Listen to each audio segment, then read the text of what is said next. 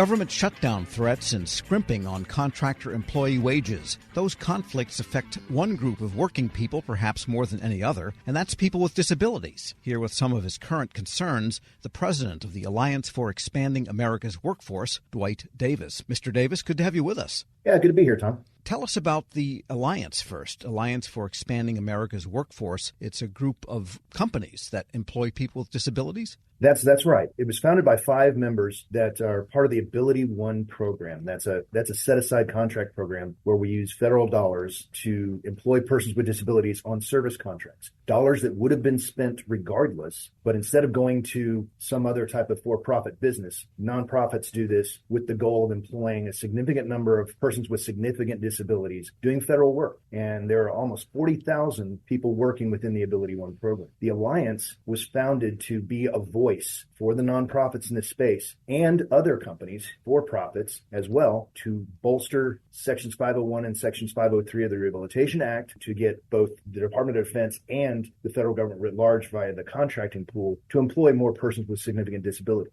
to engage the Small Business Administration to see disability entrepreneurship as part of their socioeconomic set-aside programs, and also to modernize and expand the Ability One program writ large. And we should also say that you are president of one of those companies, Global Connections to Employment, and maybe just a brief word about your company. Yeah, Global Connections to Employment's been around for close to 40 years now, 38 years. I've been the president for a little over 2. But we employ about 1,500 people nationwide. That's from Alaska to Florida, 14 states and the District of Columbia. Of those, over 1,000 of those persons are persons with significant disabilities. We do everything from food service, custodial work, grounds, facilities management and maintenance, to information technology work and business administrative supports for the federal government and commercial entities. And how did you come to what seems like a pretty strong abiding interest in this particular branch of employment? I got to say that as a career military person working on and around, and in fact running some military operations,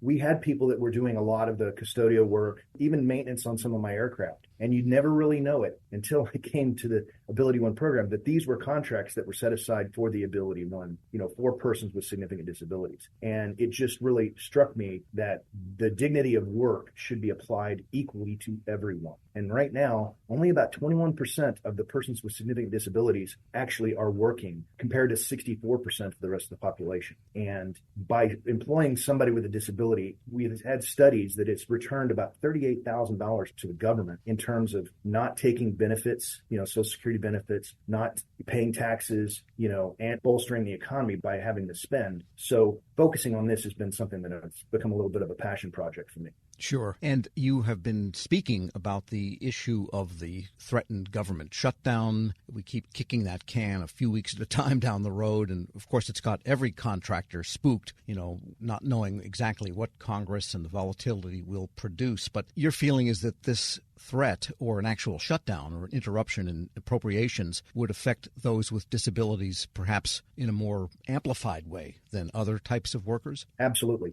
Generally, a family that has somebody with a significant disability, they've done studies again, and it's about $17,000 a year in excess spend the family incurs by having somebody with a disability. They may have additional medical needs or psychological needs, anything that would, keep their life on a normal track. So already there's a threat when you talk about taking those wages away. But another piece of it is the uncertainty. One of the ways that these contracts are worked is that they're very long-term contracts. That provides a lot of stability for the employee base. So having the threat that they may not have the ability to work, adds a lot of extra stress, and a lot of these employees, they just can't handle that kind of stress. And so our team is having to spend a lot of extra time assuring our folks that we're going to do everything we can to keep them employed or at least paid while this uncertainty happens. But a lot of our folks, believe it or not, are considered essential personnel. So they would be required to report to work without the guarantee of pay. Now, speaking for my company, Global Connections to Employment, we would do everything in our power to keep paying them on a regular basis so that their families wouldn't suffer. But there's no guarantee that our company is going to get paid. We're a rather large nonprofit, so I can absorb a little bit of that. But some of the smaller ones that probably employ persons in areas where they're the only employment option, they are not going to be able to survive a lengthy shutdown. I believe the last one was like 36 days. So without the guarantee that there is going to be compensation, sure, it really does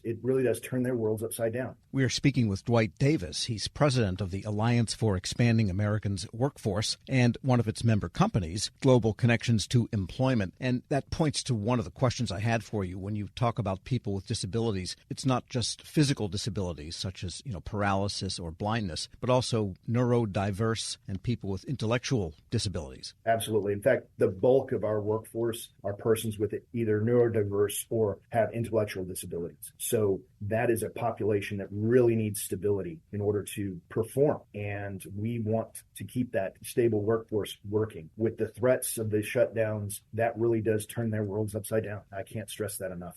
And the other issue besides interruption of work is what people are actually paid. And a lot of the contractors with non-disabled employees are noting the fact that federal wages go up in the budget, payment to service members' salaries go up in the federal budget, but there's nothing to adjust for inflation of contractor personnel under service contracts in the budget, and nothing that seems to be emerging for 24. Don't know about 25 yet. But you are arguing that the Fair Pay for Federal Contractors Act would also help your employees. Absolutely. Well, first of all, just knowing that they're going to be paid, that the work will continue or not, but they'll still be paid like the federal employees. A government shutdown, the DoD civilians are still compensated. So there's guaranteed, it may be a lapsed period of time before they're paid, but they will get paid. For contractors, that's not the case. And once again, the bulk of the people that we employ on these contracts are doing the basic minimum wage work of serving food, providing custodial services, all of which is considered key and essential by the Department of Defense. But again, they're on the lower end of the scale. They have less room to have the ability to absorb, a lengthy stay without pay. And another thing, a lot of them are on Social Security benefits that only allow them to earn so much money or have so much in assets set aside and still be able to receive those benefits. So they can't work or they can't have as much money in the bank as someone without a disability. So they have less to fall back, if that makes sense.